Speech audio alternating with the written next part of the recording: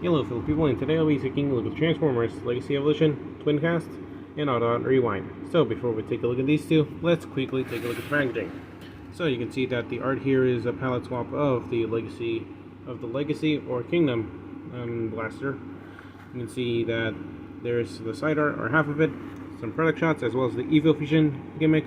That's not good. And, like always, the QR codes at the top. Be right back. So you can see we have the weird lighting effect on Twincast. He's an Autobot, he's along with the radio. He is the communications, he's from the G1 universe, and has the Electro Scrambler blaster, which disrupts radio frequencies to disable electrical devices. And he has the ability to detect any radio signal, no matter the strength or frequency, and Rewind can store any amount of data in this high capacity memory banks. So he has 8 in strength and intelligence, 2 in speed, and 7 in firepower. So, moving on to the actual figure itself, the painting and sculpting on Twincast is great. So, when you compare him next to how he looks in the actual show he was in, he looks pretty accurate. With the exception of his rifle being black instead of red, but let's not worry about that. Anyways, so he's a repaint of the Kingdom or Legacy blaster figure, but honestly, he looks pretty nice in this color scheme. The blues and reds really look great together. I like the light gray and yellow over here. And the head sculpt is actually different, since they gave him a more smirk look instead of... I don't actually know what... Yeah, here's the edited photo of... Here's a screenshot of what his original face looks like. Anyways, you can see some back detailing, as well as some internal detailing on the chest, which, honestly, that's pretty cool. And yeah, not much else to say. Anyways, moving on. So, you may be wondering who Twincast is. So, he's basically a character from the Transformers anime, The Headmasters, and after Blaster and Soundwave were fighting, Blaster actually dies, and Soundwave freaking explodes. Anyways, so then they get rebuilt with Soundwave becoming Sound Blaster, or Sound Blaster becoming a failed clone, and Blaster becoming Twincast. Anyways, so yeah, that's all you have to know for him. Moving on. So Twincast actually has a few accessories. So let's start off with his rifle. And you can see how nicely sculpted it is. It actually looks really awesome. It doesn't have any painted in parts, but it compensates for the fact that it just looks really awesome. And sadly, it's not glitch compatible. Would have been cool if it did. Instead it doesn't. Anyways, so you can plug this onto his hand like any other weapon. Oh frick.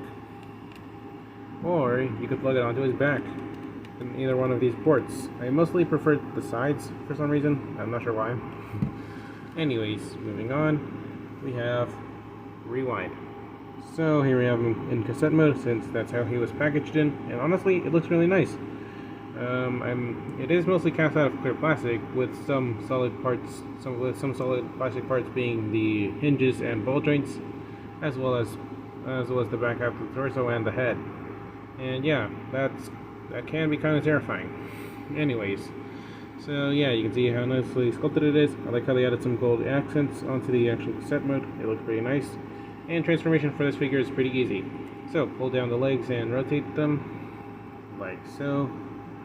Then you just rotate the arms. Take out the arms, I meant, and then you rotate them and bring them down. Then you just pull out the head, like that. Then you just rotate it, and there you have him in robot mode. And honestly, it looks really nice. Painting and sculpting is pretty good, and yeah, not much else to say. The gold accents on his torso still look pretty nice, though I don't like how his face looks up close. As you can see right there, they did kind of mess up with the eyes and kind of on the faceplate. And yeah, it doesn't help that it's even noticeable when it's not zoomed in. Anyways, aside from that, my other problem is just the fact that the knees on this are actually stressing. Focus.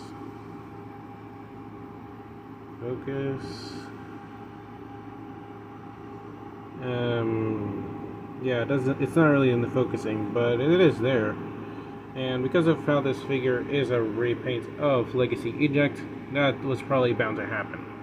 Anyways, and he's also pretty small compared to Twincast, as you can see right there. Anyways, moving on. So moving on to my actual problems with Twincast himself. It's probably the fact that there is no lock, that the locking in mechanism on his hands is actually not great. For example, when I plug in this weapon and I want to take it out, I can't really just do this because it ends up unlocking. So I usually have to grab the hand and then wiggling it out. Yeah, that's kind of annoying. Anyways, moving on to his posability now. Oh frick, shall we? Oh frick. He has a ball joint at the head. He can look up that far and down that far. He has a full 360 at the arms, bicep swivel, an over 90-degree knee elbow bend, and a sort of narcissa wrist, and a backwards narcissa wrist. And his arms can spread out that far. Waist swivel, he can kick that far, and he can't really kick back, but if you move this butt flap, he has an even greater range. And he has a thigh swivel, and a 90-degree knee bend, as well as an ankle pivot, and this type of toe bend. And can you do a split? And yep, you can do a split. Anyways, moving on with rewind now. He has a ball joint at the head. He can look up really far due to transformation, and he can't look down. Full 360 at the arms. His arms can spread out that far. Ball joint at the elbow. He can kick that far and back that far. Ball joint at the knee. And he has a no. And can he do a split? Yep, he can do a split. So yeah, and that's basically all for the posability of these two. Let's just move on to size comparisons now, shall we? Here I am comparing next to the Video, as you can see right there. Here we am comparing next to Battle Class Shockwave, as you can see right there. Here I am comparing next to Legacy G-Axis. Surprisingly, he is almost the same height as him. Here I am comparing next to Kingdom Pipes, and if you're wondering, yes, I will review this figure as well as re-review Huffer. Anyways, here I am comparing next to his wave mate, Metal Hawk, who conveniently is also a character from Japan. And here I am comparing next to Soundwave. I don't have the Core Class Sound Blaster, so yeah, I can't compare these two. Anyways, so that's about it for the size comparisons. Let's just move on to transformation now, shall we? First thing you'll do is take out accessories, like what I just did already. Then you just transform, rewind, and bring him inside his chest. Then you untab this panel, back panel, bring his head down, and close that up. Then you just unlock the hands, rotate them around. Then you just untab them and fold them inside of the bicep, like so. Then you just rotate the waist, and then you just rotate these fake speakers, which is actually really cool. Fold in the feet, and you just rotate the legs like that. Then you just take out these panels and unfold this panel. Same for the other side. Then you just tab it into the arm. As you can see, there's a port over here, and it can be quite difficult. Anyways, there, just tab it in, make sure the hand stays like that. Then you can freely wrap the leg around the arm and tab it into place with this port over here. Same for the other side.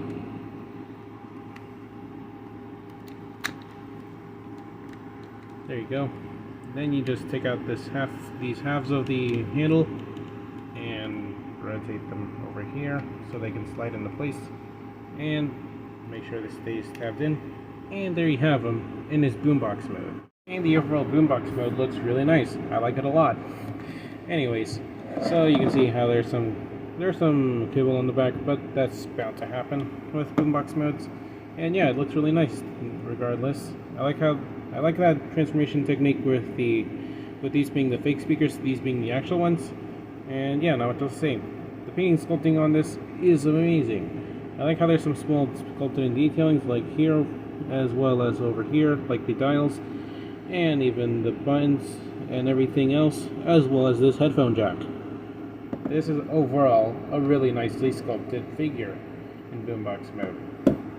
And yeah, there's not really much else to say. I just really adore this boombox mode. You can actually, and that cassette gimmick is still, it's still usable in boombox mode. Yeah, this is just an overall really great looking boombox.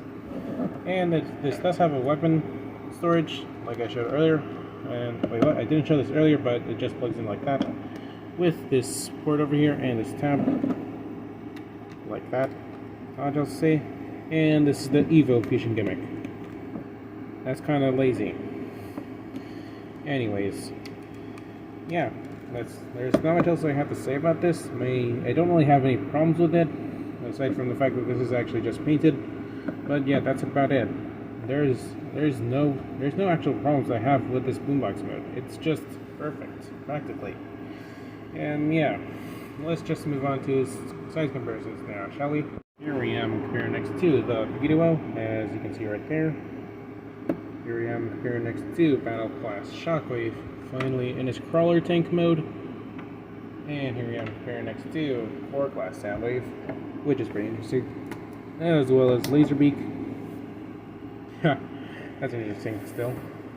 And here we am comparing next to Kingdom Pipes, as you can see right there.